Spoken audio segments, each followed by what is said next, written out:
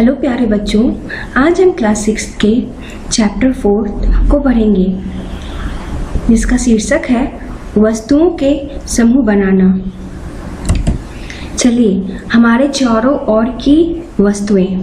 बच्चों, हमने अपने चारों ओर बहुत सी वस्तुओं को देखा होगा। क्या वे सब एक जैसी दिखती है? नहीं ना, सभी वस्तुओं की आकृति, रंग, गुण अलग अलग होती है। तो बच्चों, वस्तु क्या होती है? जब एक या एक से अधिक पदार्थों के मिश्रण से जब कोई सामान बनता है तो उसे हम वस्तु कहते हैं। चलिए बच्चे, हमारे आसपास जो भी वस्तुएं हैं उनके कुछ उदाहरण हम लेते हैं, जैसे साइकिल, खिलौने, पुस्तकें, जल, पत्थर, बर्तन, पंखा, गाड़ी, कुर्सी। बच्चों, अगर हम सिर्फ गोल वस्तुओं को एक जगह करना चाहें तो क्या क्या इकट्ठा कर सकते हैं? हमारे आसपास क्या क्या गोल वस्तुएं होंगी? देखिए कुछ एग्जाम्पल, जैसे गेंद, फुटबॉल, कंचे, सेब, ऑरेंजेस। चलिए अब हम कुछ प्लास्टिक की वस्तुओं को इकट्ठा करते हैं। तो इनमें कौन कौन सी वस्तुएं आएंगी? कुछ उदाहरण देखते हैं जो हमारे आसपास हैं, जिसका उपयोग हम अपने दैनिक जीवन में करते हैं, जैसे पेंसिल बॉक्स हो गया, पेन, बाल्टी, खिलौने, प्लास्टिक का गमला, पाइप, खाने रखने वाले डिब्बे, प्लास्टिक तार, इन सब का उपयोग हम करते हैं ना। तो बच्चों, हमने जाना कि आकार या गुण के आधार पर हम वस्तुओं को एक समूह में रख सकते हैं। जैसे पहले में हमने गोल वस्तुओं को एक समूह में रखा, दूसरे में प्लास्टिक से बनने वाली वस्तुओं को एक समूह में रखा। बच्चों, हमारे चारों ओर की वस्तुएं कभी एक तो कभी एक से अधिक पदार्थों से मिलकर बनती है। बच्चों, क्रियाकलाप में हम वही जानेंगे कि अगर हमारे पास एक कोई वस्तु है तो वो किस पदार्थ से मिलके बनी हुई है। हम अपने आसपास की वस्तुओं को इकट्ठा करेंगे। अब हम इन वस्तुओं को पृथक करेंगे, मतलब अलग करेंगे। पहले समूह में हम कागज और लकड़ी की बनी हुई वस्तुओं को रखेंगे और दूसरे में जो इन पदार्थों से नहीं बनी है उसे रखेंगे। तो बच्चों, लकड़ी और कागज की बनी हुई यहाँ पे कौन कौन सी चीजें हैं? नोटबुक हो गया आपका, पेंसिल हो गई, पहिए हो गए,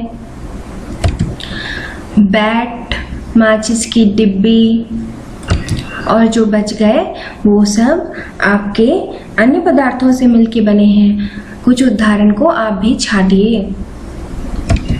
क्या हम किचन के भी वस्तुओं को पृथक कर सकते हैं? हाँ, देखिए, कागज की तो नहीं, लकड़ी की बहुत सारी वस्तुएं किचन में उपयोग होती है, जैसे चकला, बेलन, सूप। वहीं जो दूसरे पदार्थों से बनी है उसमें आप कढ़ाई, लोटा, ग्लास, चम्मच को आप उसमें जोड़ सकते हैं। बच्चों, अब हम पहचान करने की कोशिश करेंगे कि एक वस्तु किन किन पदार्थों से मिलकर बनी है। कभी कभी वस्तु जिस पदार्थों से मिलकर बनी होती है उसे पहचानना कठिन होता है, जैसे कागज पेड़ और पानी से मिलाकर बनाया जाता है। ईंट को हम मिट्टी, चूना, बालू, जल में मिलाकर बनाते हैं। सारणी 4.1 में हम देखेंगे कि इधर वस्तुएं हैं और इधर पदार्थ जिनसे ये बनी हुई है। प्लेट, तो हम अपने घर में ही किस किस पदार्थों से बना हुआ प्लेट देखते हैं? इस्पात, कांच, प्लास्टिक, और कोई तरीका है? हाँ, पहले ज़माने में मिट्टी के बर्तनों का उपयोग होता था। देखिए, पेन प्लास्टिक और धातुओं की बनी हुई होती है। वैसे ही हम खिलौना लिख सकते हैं। तो खिलौना किन किन पदार्थों का बनाया जा सकता है? हाँ, कांच, धातु, लकड़ी, बांस, पेपर का एरोप्लेन सबने बनाया है। बच्चों, कुर्सी किन किन पदार्थों से हम बना सकते हैं? स्टील, लकड़ी, प्लास्टिक, लोहा, जूट, इन सब से बना सकते हैं ना। बूझो ये जानना चाहता है कि अगर हमारे पास एक पदार्थ है तो क्या उससे अनेक तरह की वस्तुएं बनाई जा सकती है? क्रियाकलाप 2 में हम वही सबको इकट्ठा करने की कोशिश करेंगे जो हमारे दैनिक जीवन में उपयोग में आती है। देखिए, इधर पदार्थ का नाम दिया हुआ है। इन पदार्थों से बनी वस्तुएं। लकड़ी एक पदार्थ है। उससे देखिए हम लोग कुर्सी बना सकते हैं, मेज बना सकते हैं, हल बना सकते हैं, बैलगाड़ी और इनके पहिए बना सकते हैं। और भी लकड़ी के हम बहुत सारे चीज़ बना सकते हैं, जैसे बेड हो गया, दरवाज़ा हो गया, बॉक्स हो गया, नाव हो गई। वैसे ही बच्चों, चमड़ा का उपयोग हम किन किन चीज़ों में करते हैं? जैकेट, बेल्ट बनाने में, जूता और बैग्स भी बनाने में हम उपयोग करते हैं ना। बच्चों, अगर हमारे पास प्लास्टिक एक पदार्थ के रूप में है तो हम उसका उपयोग किन किन वस्तुओं को बनाने के लिए कर सकते हैं? देखिए, बॉटल हो गया, खिलौने हो गए, रेनकोट जो बरसात में हमें बचाता है भीगने से, प्लेट हो गए, चेयर हो गए, और अपने घर के स्विच जो है वो सब चीज़ प्लास्टिक के बने होते हैं। प्लास्टिक की बहुत वस्तुएं को हम अपने आसपास महसूस कर सकते हैं। रुई से किन किन वस्तुओं को बनाया जा सकता है? तकिया, कपड़ा, पर्दा, बेडशीट बना सकते हैं ना। तो बच्चों, देखा आपने, कभी एक पदार्थ जैसे प्लास्टिक से हम कितने ही वस्तुएं को बना सकते हैं, वहीं कभी एक वस्तु जैसे प्लेट को हम कितने ही पदार्थों से बना सकते हैं।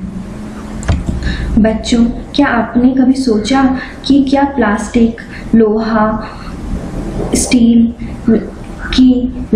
की ही चेयर या दरवाजा क्यों बनाया जाता है? क्यों नहीं इन सबको पेपर या कपड़े के द्वारा बनाया जाता है? बच्चों, ऐसा इसलिए होता है क्योंकि सभी पदार्थों के कुछ गुण होते हैं। जैसे कोई बच्चा पढ़ाई में बहुत तेज होता है, तो कोई दौड़ने में, कोई पेंटिंग में, तो कोई फिर आपका डांसिंग में। सबके अंदर कुछ ना कुछ दूसरे से अच्छी एक कला होती है। अब हम पदार्थों के गुण को देखेंगे। बच्चों, कभी आपने कपड़े के गिलास को देखा है? नहीं ना। तो बच्चों, कपड़े के गिलास क्यों नहीं होते? क्योंकि वो पानी को रोक नहीं सकता। इसलिए गिलास उन पदार्थों के बनाए जाते हैं जो पानी को रोक सके, जैसे कांच, प्लास्टिक या कोई अन्य धातु के।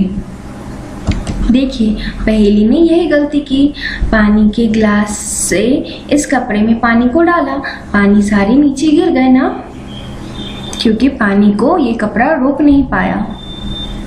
बच्चों, अगर हम खाना बनाने के लिए कोई कागज के बर्तन का प्रयोग करें तो क्या ये सही होगा? नहीं ना, इसे बेवकूफ़ी ही कहेंगे। तो बच्चों, इसका मतलब हम किसी पदार्थ का चयन उसके गुण और उपयोग के आधार पर करते हैं। अब बच्चों, हम पदार्थों के गुणों को जानेंगे। पहला गुण, दिखावट। लकड़ी लोहे से अलग दिखता है ना, वहीं तांबा एल्युमिनियम से भी एक दूसरे से अलग दिखता है। क्या लोहे, एल्युमिनियम, तांबे में कुछ समानता है? जी हाँ। कैसे हम बोल सकते हैं? दोनों की सतह चमकदार है। वहीं क्या लकड़ी की सतह चमकदार है? नहीं ना। मतलब लकड़ी इन सब से भिन्न दिखाई देती है।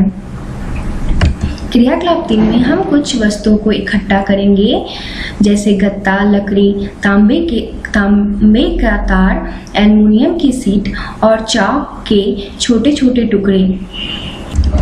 जो वस्तुएं हमें चमकदार दिखाई देगी उसे हम एक समूह में रखेंगे। अब हम इन वस्तुओं को बीच से काटेंगे।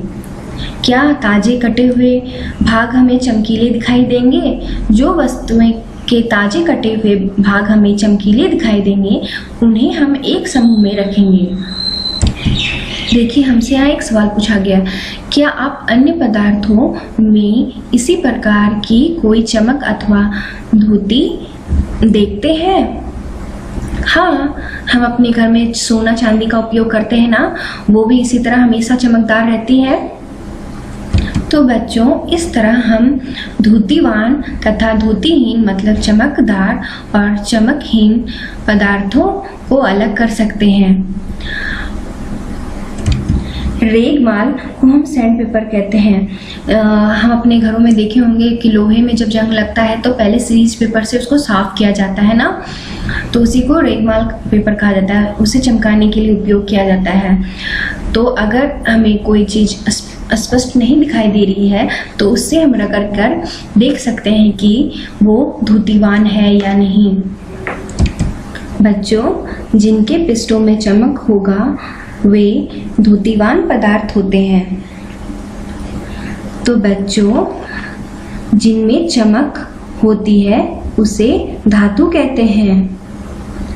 कुछ धातुओं के नाम देखिए, जैसे लोहा हो गया, तांबा हो गया, एल्युमिनियम, सोना, चांदी कुछ धातुओं के उदाहरण हैं।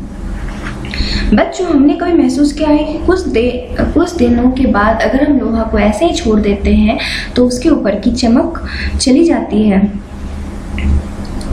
कुछ पुराने धातु बहुधा मतलब अक्सर चमक खो देते हैं। ऐसा क्यों होता है? क्योंकि जब धातु वायु और नमी के संपर्क में आते हैं तो धीरे धीरे उसकी चमक खोते जाती है। इसलिए हम ताजे कटे पृष्ठों पर ही धुती दिखाई देती है। इसलिए हमें ताजे कटे पृष्ठों पर ही धुती दिखाई देती है। आप घर के उदाहरण भी ले सकते हैं।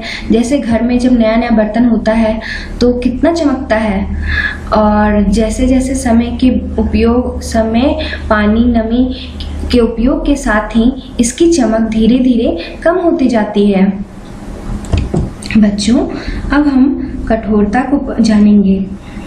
बच्चों, जब हम किसी वस्तु या पदार्थ को दबाते हैं मगर सख्त होने के कारण इसकी सतह दबती नहीं, इसका मतलब वह कठोर है। कुछ उदाहरण हम देख सकते हैं जो हमारे आसपास है, जैसे चाबी, बर्तन, चेयर, पत्थर, पलंग, टेबल, ब्लैकबोर्ड, डस्टर, कील, लकड़ी के समान। क्या आप इनके पृष्ठों को खरोच सकते हैं? नहीं ना, क्योंकि ये मजबूत हैं, कठोर हैं। जिन पदार्थों को आसानी से दबाया जा सकता है उसे कोमल पदार्थ कहेंगे। जैसे आपके रुई, रबर, कॉटन, स्पंज, ये सब आपके कोमल पदार्थ हैं।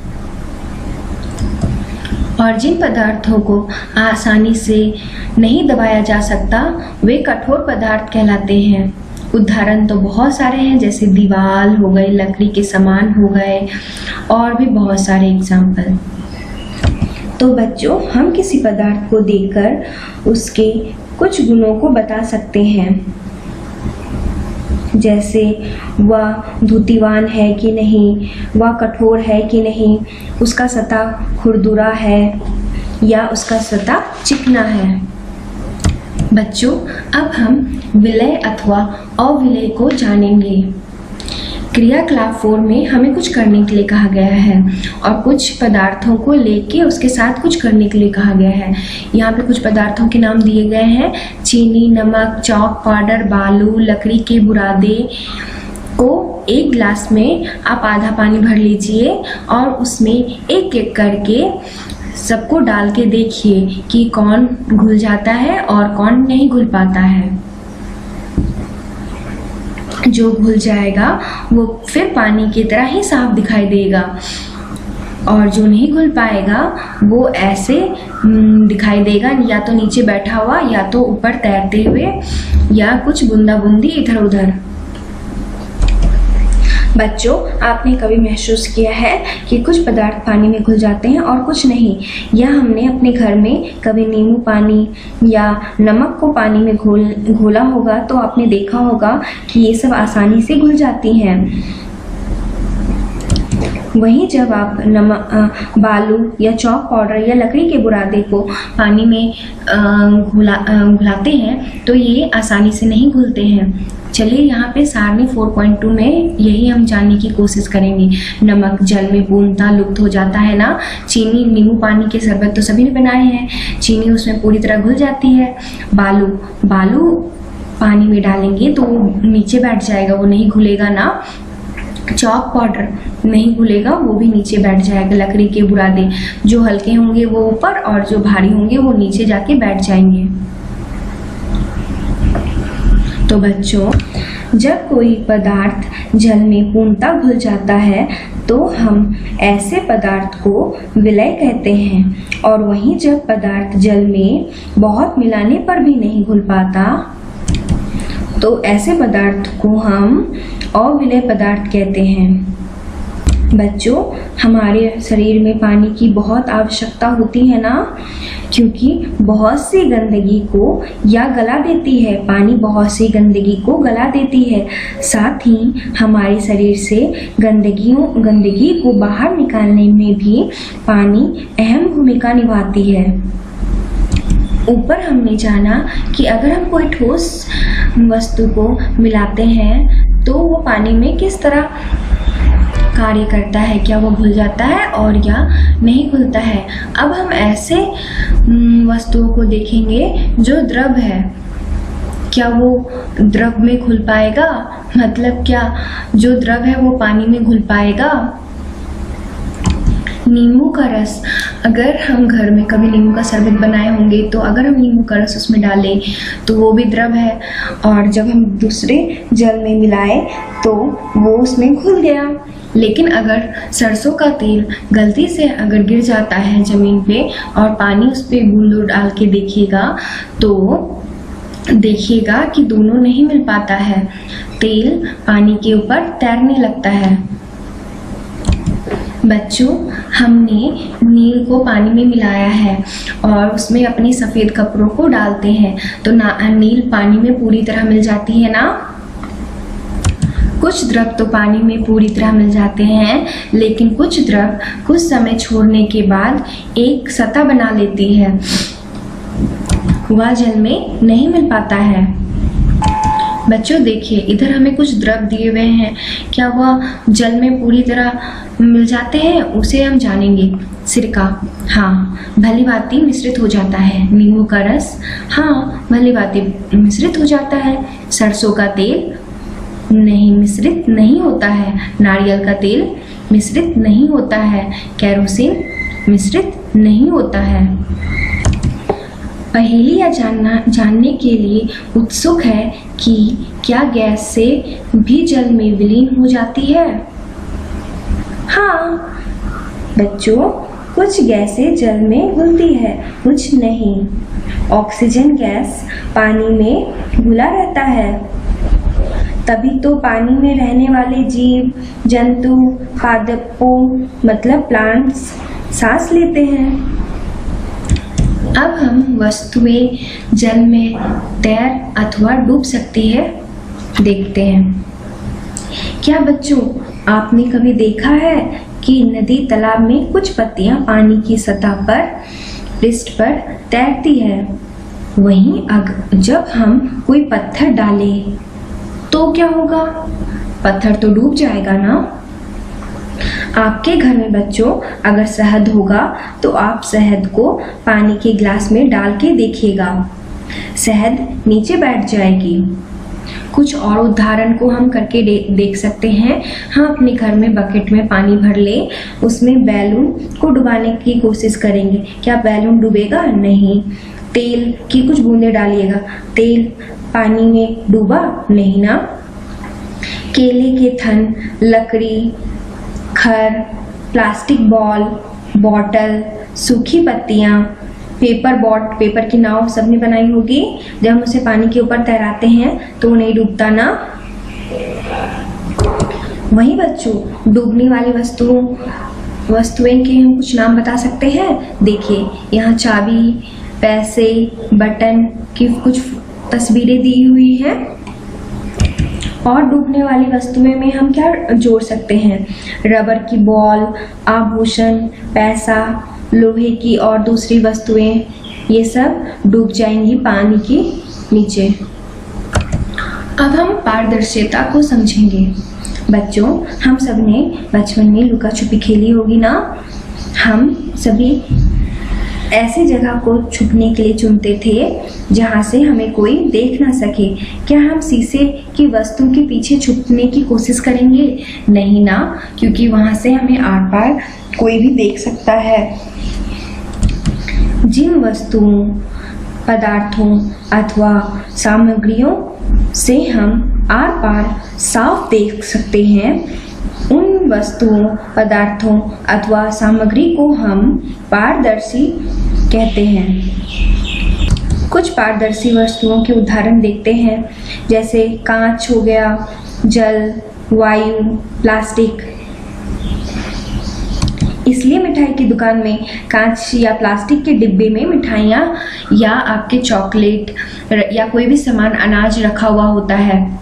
हम घर में भी देखते हैं ना कि जो पारदर्शी वस्तु होती है उसी के अंदर हम अनाज रखते हैं ताकि हमें ढूंढने में आसानी हो।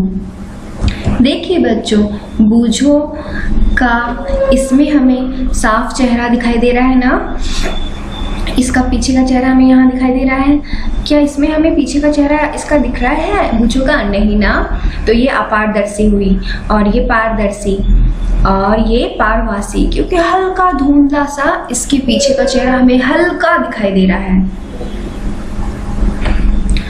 तो बच्चों, अपारदर्शी वस्तु किसे कहेंगे? ऐसे पदार्थ जिनके आर पार की पदार्थों को हम नहीं देख सकते, ऐसे पदार्थों को हम अपारदर्शी कहते हैं। कुछ अपारदर्शी के उदाहरण देखिए, जैसे लकड़ी हो गया, लकड़ी के आर पार हम लोग नहीं देख सकते।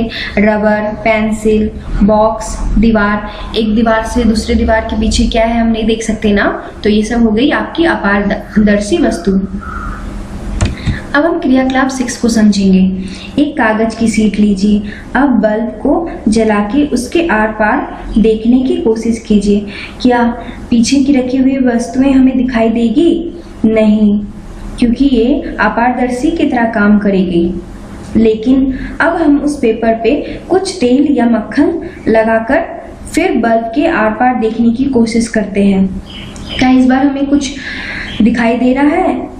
हाँ, थोड़ा सा दिखाई दे रहा है। इसका अनुभव हम दैनिक जीवन के द्वारा भी कर सकते हैं। अगर हम कभी समोसा खाते हैं तो उसका तेल उस पेपर पे लग जाता है, तो पेपर के पीछे जो कुछ लिखा हुआ होता है वह हमें हल्का दिखाई देने लगता है। तो बच्चों, हमने दोनों में क्या अंतर पाया? हम पेपर के आर पार देखना मुश्किल होता है जब उसमें हम तेल मक्खन नहीं लगाते। वहीं जब तेल या मक्खन लगाए हुए पेपर के आर पार कुछ दिख रहा होता है। तो बच्चों, जिस पदार्थों के आर पार पूरा साफ देख पाना संभव नहीं है, थोड़ा हल्का दिखाई दे, तो ऐसे पदार्थों को पारभासी कहेंगे। बच्चों, किसी खाद्य पदार्थ में क्या वसा है इसका पता हम लगा सकते हैं? हाँ, अगर हम कागज पर उस खाद्य पदार्थ को रखेंगे और उस पे तेल के कुछ धब्बे लग जाएंगे तो इसका मतलब है उसमें वसा है। देखिए, पहेली कुछ कर रही है।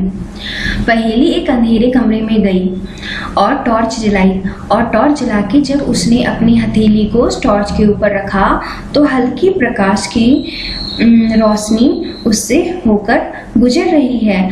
तो वो जानना चाहती है कि क्या ये अपारदर्शी है या पारभासी? अपारदर्शी, पारदर्शी अथवा पारभासी? तो बच्चों, अपारदर्शी वो होती है ना जिससे बिल्कुल हमें आर पार ना दिखाई दे, लेकिन इससे तो कुछ रोशनी निकल के जा रही है, इसका मतलब ये अपारदर्शी तो नहीं है। क्या ये पारदर्शी है? नहीं, पूरी की पूरी रोशनी तो इसके आर पार नहीं हो पा रही है, इसका मतलब ये पारदर्शी भी नहीं है। इससे हमें हल्की रोशनी आर पार होते हुए दिखाई दे रही है, इसका मतलब ये पारभासी है। तो मेरे प्यारे बच्चों, हमने इस अध्याय में बहुत कुछ जाना, जैसे पदार्थों की अपनी अलग दिखावट होती है और जल में क्या घुलता है क्या नहीं घुल पाता, द्रव जल में कौन सा द्रव तैरता है और कौन सा द्रव नहीं तैरता। साथ ही और हमने पारदर्शी, अपारदर्शी, पारभासी को जाना। और बच्चों, और हमने क्या जाना? पदार्थों की विभिन्नता, समानता को भी जाना, उसके गुण के अनुसार। तो बच्चों, मुझे आशा है कि इस अध्याय में आपको सब कुछ अच्छे से समझ आ गया होगा।